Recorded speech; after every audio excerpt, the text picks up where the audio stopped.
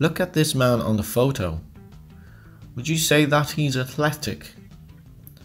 And what about her? And him?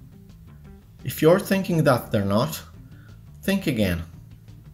These people are not just athletic, they're also one of the world's best athletes in their respective sports. The pictures you've just seen are part of a photo gallery from a famous photographer called Howard Schatz. The photo collection is titled Athlete and features both male and female elite athletes from all different sports. From basketball to weightlifting, from long distance running to gymnastics, from rock climbing to wrestling, from triathlon to high jump, and many more.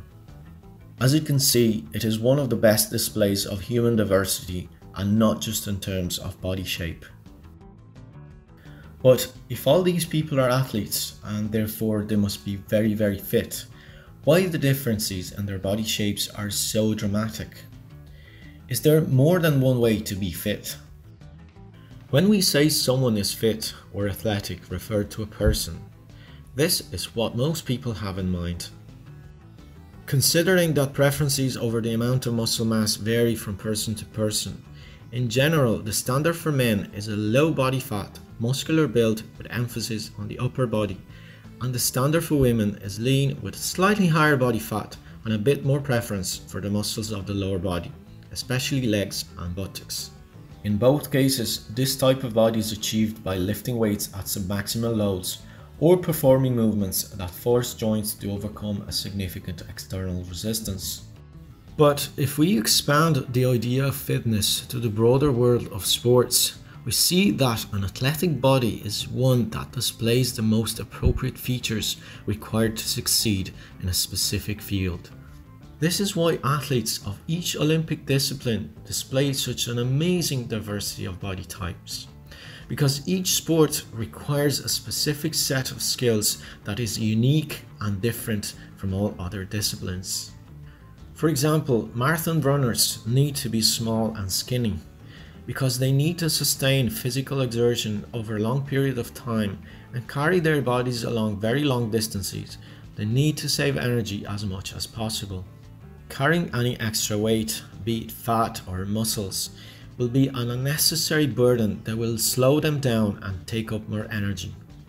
On the other extreme, a sprinter would also need to carry as little body fat as possible, as this would slow him down, but he would also need powerful muscles that have to generate a lot of energy in a short period of time.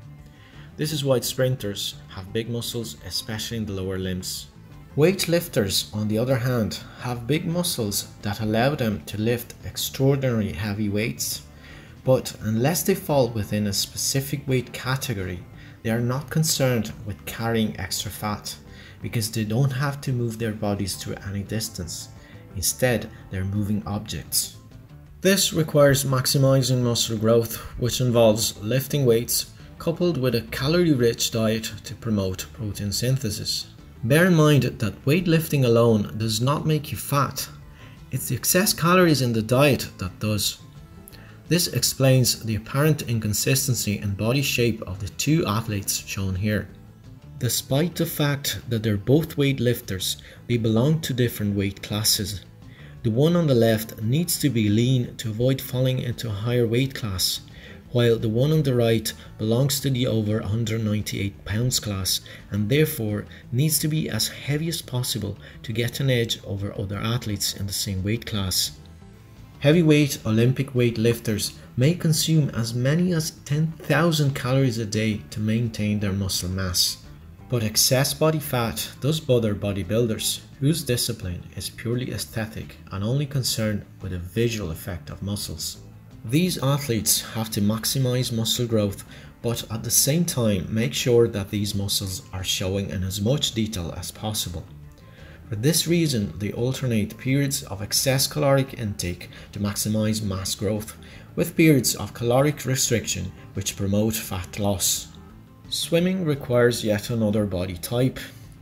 They need to be powerful in both their arms and legs to be able to deliver powerful strokes, but they can't be too muscular, as this would require more oxygen to keep going, and in a slightly hypoxic environment, this would be detrimental.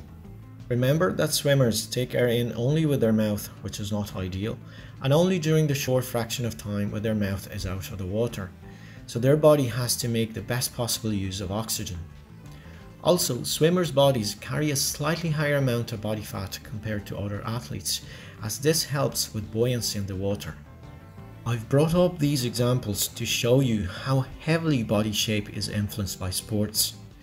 The human body responds to external signals and adapts to stimuli by making itself as fit as possible to the environment it finds itself in.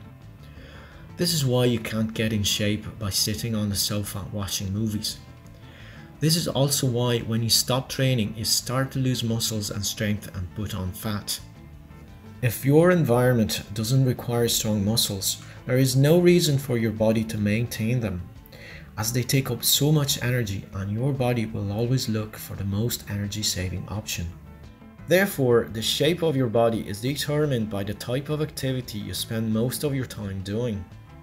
Of course, some aspects of your body type, like height, bone thickness, or limb to trunk ratio, are genetic. And it is also true that most athletes that got to be elite chose their sport according to their innate physical characteristics that make them likely to succeed. For example, rowers don't grow tall and get long limbs as a result of their sport. Rather, it is having these characteristics that make them more likely to score better, as longer limbs create a more powerful lever. Despite this, however, most other visible body features like muscle mass and muscle to fat ratio are the result of adaptation to each sport-specific training. In other words, you reap what you sow. Of course, because for the general public, fit or athletic is synonym with visually pleasing, and most non-professional fitness enthusiasts train mostly for aesthetic reasons. We associate fitness or athleticism with being lean and muscular.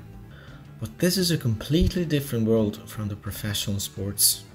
The fact of the matter is that the main goal in most sports is performance, not aesthetics or health.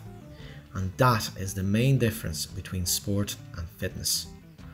One thing is certain, all these athletes deserve our respect and admiration for what they have accomplished, and for all the effort, dedication, and commitment to their goal that got them to stand out from the rest of us.